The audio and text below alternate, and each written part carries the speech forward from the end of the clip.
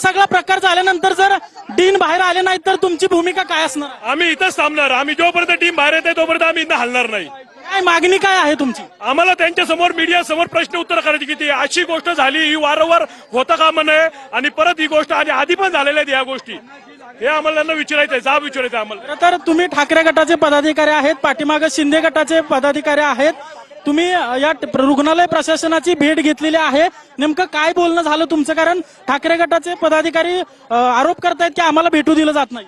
आम्ही रुग्णालय प्रशासनाला अजून भेटलेलो नाही आहोत. आम्ही आतमध्ये चाललो होतो पण पोलिसांनी आम्हाला सांगितलंय की रुग्णांना त्रास होईल, रुग्णांच्या नातेवाईकांना त्रास होईल. आम्ही तेवढे संवेदनशील आहोत की आमच्यामुळे कुणाला त्रास होऊ नये तर ते त्यांना डीनला घेऊन बाहेर येणार आहोत. आम्ही सुट्ट्या पैशांची थैली आणलेली आहे. तुम्हाला जर पैसे कमी पडत असतील तर लोकांकडे भीक मागून आम्ही तुम्हाला ते पैसे देऊ शकतो आणि त्यांच्यावरती कायदेशीर कारवाई करावी अशी आम्ही उपमुख्यमंत्र्यांकडे मागणी करणार. ही तुमची सत्ता आहे, अजून देखील गुन्हा दाखल नाहीये या प्रकरणात. नाही, गुन्हा काल संध्याकाळी अमित गोरखे भाजपचे आमदार आहेत, त्यांनी त्या ठिकाणी दाखल करण्याचा प्रयत्न केला. गुन्हा दाखल झालेला आहे. गुन्हा दाखल नाही येत ही माहिती समजते. मग गुन्हा जर दाखल नसेल तर आम्ही सगळ्या महिला पदाधिकारी आता जाऊन पोलीस स्टेशनला बसणार आहोत आणि गुन्हा दाखल करण्यासाठी आम्ही त्यांच्यावरती दबाव. कोणाकोणावर गुन्हा दाखल व्हावा काय मागणी तुमची? आज प्रथमदर्शनी जे कुणी तिथे होतं ऍडमिट करताना जे ऑथॉरिटी होते त्यांच्यावरती पहिला गुन्हा दाखल झाला पाहिजे आणि सेकंड गुन्हा जो अधिष्ठाता आहे त्यांची जबाबदारी असते. शेवटी डिपार्टमेंटमध्ये काय चालतं ही जबाबदारी मेन. ही सत्ता तुमची आहे. एका आमदाराच्या पीएच्या पत्नीला या ठिकाणी उपचारासाठी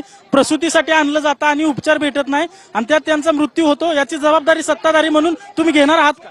निश्चितपणे आमदाराच्या पीएची पत्नी असो किंवा सामान्य नागरिक असो सगळ्यांना न्याय हा मिळाला पाहिजे. आम्ही आमदाराच्या पीएची पत्नी आहे म्हणून अजिबात आलेले नाहोत. सामान्य नागरिकांशी जर हे असे वागत असतील तर त्यांच्यावर कठोर कारवाई झाली पाहिजे. आज त्यांना ₹1 नाममात्र दराने जागा दिलेली आहे तर ती जागा यांच्याकडनं काढून घ्यावी, यांच्याकडनं तशा प्रकारचं भाडं घेण्यात यावं.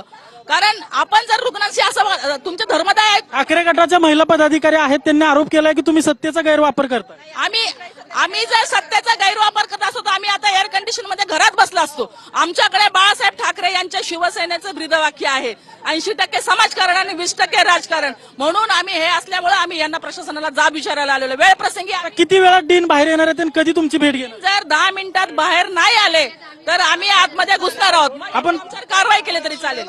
आपण पाहतोय की 10 मिनिटात जर डीन बाहेर येऊन या सर्व पदाधिकारी महिला कार्यकर्ता आहेत त्यांची जर भेट घेतली नाही तर आम्ही आत घुसू अशा प्रकारचा इशारा शिंदे गटाच्या महिला पदाधिकाऱ्यांनी दिलेला आहे. खरं